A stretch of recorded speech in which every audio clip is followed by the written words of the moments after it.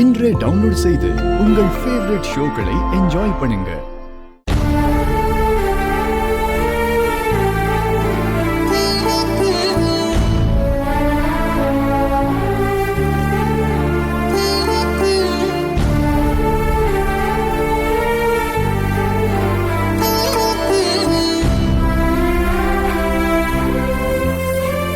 பாரதி, உன் நிலைமை எனக்கு புரியுதுமா.